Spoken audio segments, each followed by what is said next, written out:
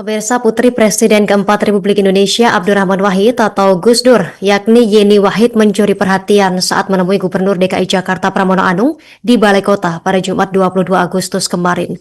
Ia hadir dengan mengenakan kerudung merah muda yang tersemat emblem bergambar tengkorak bertopi jerami, simbol bajak laut dari anime One Piece di bawahnya.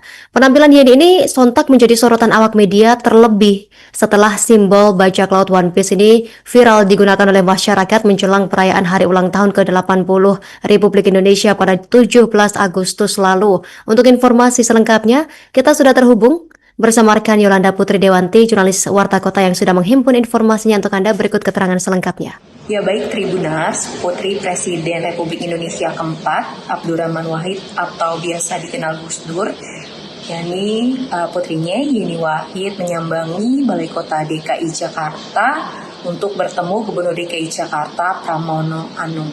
Adapun dalam kunjungannya, usai bertemu dengan Pramono selama 30 menit dan pertemuan digelar secara tertutup, ada yang menarik perhatian awak media dari penampilan Yeni Wahid itu sendiri, di mana ia hadir mengenakan kerudung merah muda yang tersemat emblem bergambar tengkorak bertopi jerami, simbol bajak laut dari anime One Piece di bawahnya. Dan penampilan Yeni ini sontak menjadi sorotan awak media yang sedang meliput mengenai isi pertemuan Yeni Wahid dengan orang nomor 1 di Jakarta itu.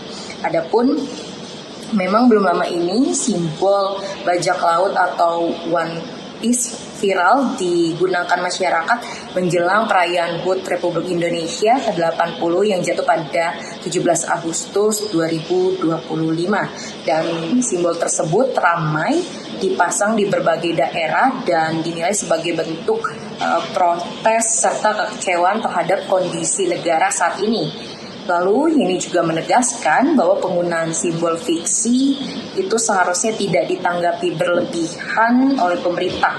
Dan menurutnya tokoh fiktif dalam manga dan juga anime Jepang tersebut hanyalah media ekspresi masyarakat.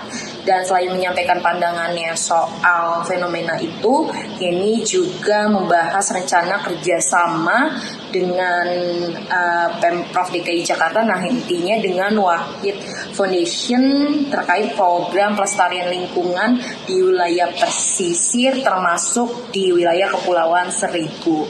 Sekian informasi yang bisa saya sampaikan, kembali ke studio. Atau sebagai pesan-pesan terselubung gitu terhadap pemerintah mungkin.